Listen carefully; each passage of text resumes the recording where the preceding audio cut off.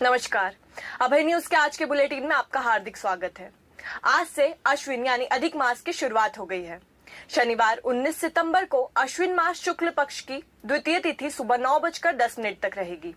19 सितंबर के दिन ही 1893 में स्वामी विवेकानंद ने शिकागो के विश्व धर्म संसद में ऐतिहासिक भाषण दिया था। ये तो हुई देश दुनिया की बात। आइए अब चलते हैं आज की ताजा खबरों की ओर। अभय न्यूज को आप दर्शकों ने जो प्यार दिया है, उसी के प्रतिफल के रूप में हमारा और आपका चैनल दिनों दिन नई ऊंचाइयां छू रहा है। आप दर्शकों को बेहतरीन क्वालिटी वाली खबरें पहुंचाने की दिशा में अभय न्यूज परिवार ने एक और प्रयास किया है। शुक्रवार को अभय न्यूज कार्यालय में आधुनिक संसाधनों से लैस स्टूडियो का शुभारंभ किया गया।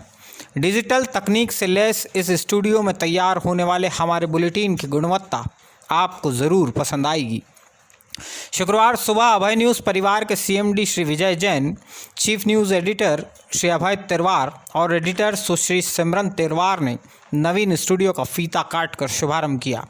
इस मौके पर news head Hemant Sen, GM Shri Anil Maheshwari, marketing head Rajesh Singh, camera journalist Shri Shakeel Khan और मार्केटिंग एग्जीक्यूटिव श्री विशाल सिंह ठाकुर भी मौजूद रहे।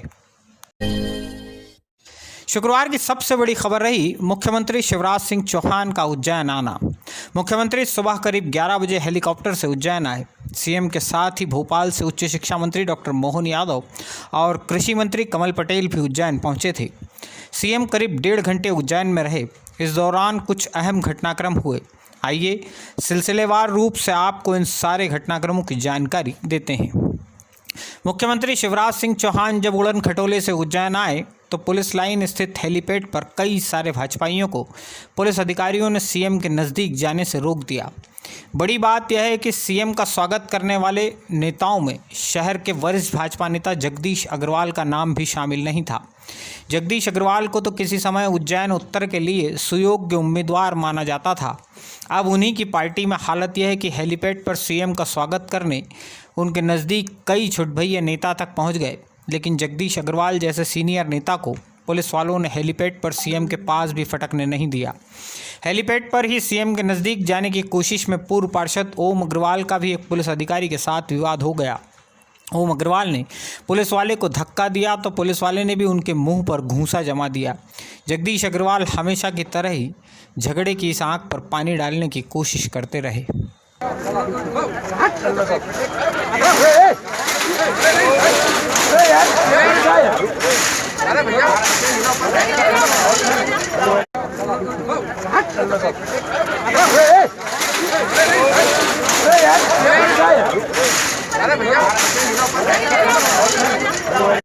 हेलीपैड पर ही एक और अहम घटनाक्रम हुआ है। शहर के निजी स्कूल्स में पढ़ने वाले विद्यार्थियों के कई सारे अभिभावक सीएम शिवराज सिंह चौहान से मिले। इन लोगों ने सीएम के सामने ही नो स्कूल नो फीस के नारे लगाए। सीएम ने इनसे ज्ञापन लिया और बिना कोई जवाब दिए ही आगे बढ़ गए। देवास रोड पर रास्ते में भी कई सारे अभिभावक नो वैक्सीन नो स्कूल लिखी तख्तियों को हाथ में लेकर खड़े रहे। दरअसल नो स्कूल नो फीस का मुद्दा शहर के हज़ारों परिवारों से जुड़ा मुद्दा है। शहर के 14 प्रमुख स्कूलों में पढ़ने वाले 28,000 से ज़्यादा बच्चों के अभिभावक अपना एक संगठन बनाकर सीएम के सामने अपनी बात रखना चाहते थे।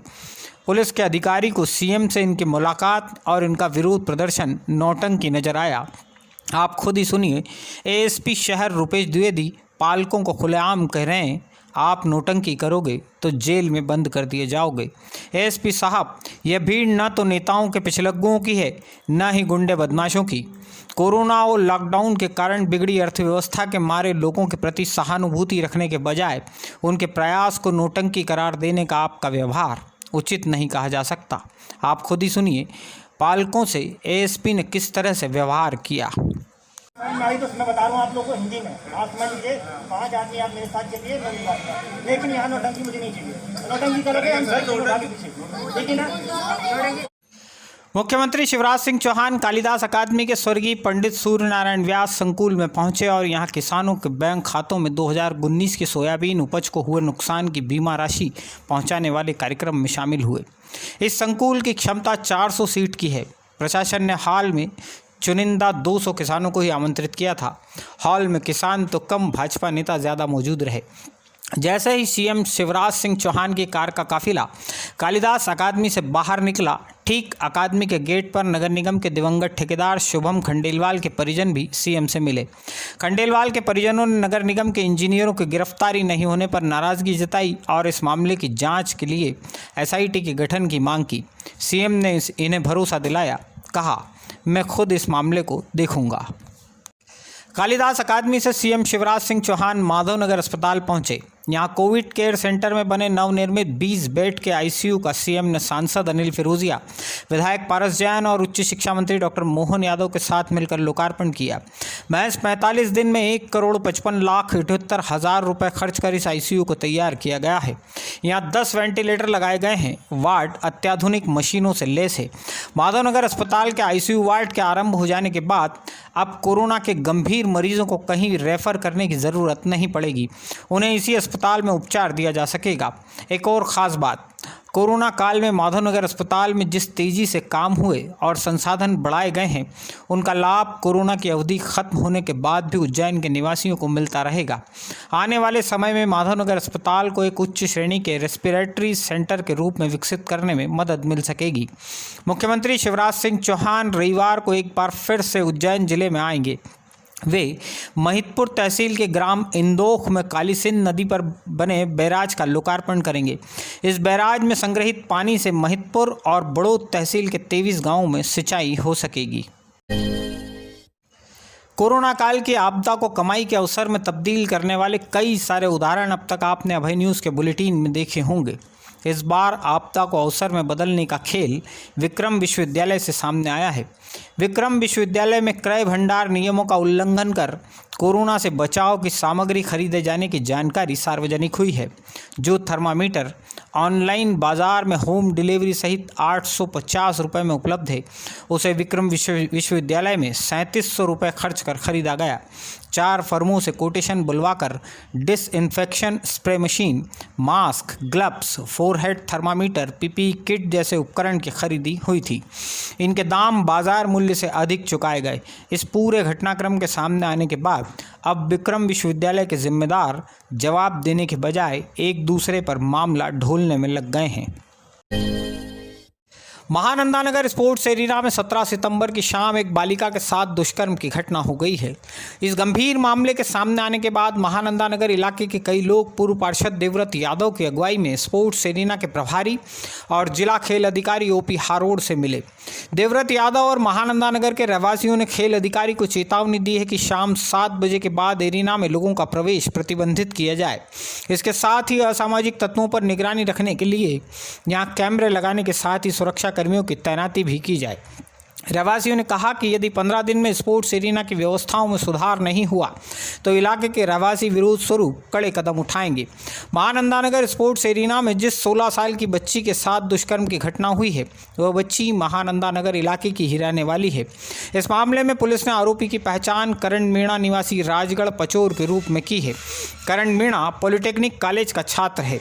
खेलकूद में रुचि रखने वाली बालिका का अंधेरा होने पर वह पहला फुसलाकर स्पोर्ट्स एरिना में ले गया था और यहां उसके साथ दुष्कर्म किया। शुक्रवार को आरोपी करण मीणा को माधवनगर पुलिस द्वारा हिरासत में ले लिया गया है। इस आरोपी के परिजन भी माधवनगर थाने पहुंच गए थे।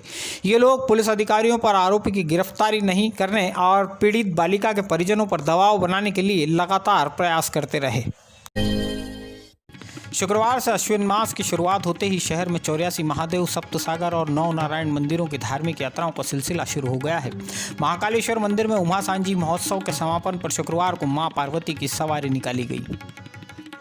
नगर निगम ने शहर के 11 अलग अलग उद्यानों में लगभग 50 लाख रुपए खर्च कर इन उद्यानों को कायाकल्प करने की योजना तैयार की है। सभी उद्यानों की डीपीआर भी बनकर तैयार हो चुकी है। वेदनगर निवासी भेरूलाल पिता कन्हैया लाल के घर के बाहर खड़ी 2 मोटरसाइकिल और 3 साइकिलों में कुछ बदमाशों ने आग लगा दी। मामले में राहुल निवासी महावीर बाग के आरोपी के रूप में पहचान हुई है। चंदूखेड़ी के नजदीक गुरुवार शाम मजदूरों से भरा एक पिकअप मिनी ट्रक पलटने से 20 मजदूरों को चोट आई है। मजदूरों के साथ ही इनके बच्चे भी पिकअप में सवार थे। इनमें से 2 की हालत गंभीर है। चिमनगंज मंडी परिसर में अधिक दाम पर यूरिया बेचने वाली फर्म बजाज सेल्स के संचालक राजेंद्र बजाज के खिलाफ चिमनगंज मंडी थाने में आवश्यक वस्तु अधिनियम के अंतर्गत प्रकरण दर्ज कर लिया गया है। इस फर्म पर किसानों से यूरिया की प्रति बोरी 15 से 20 रुपये ज़्यादा वसूले जा रहे थे। तो ये थी आज की ताजा खबरें। कल फिर मिलते हैं नए बुलेटिन के साथ। जय श्री महाकाल।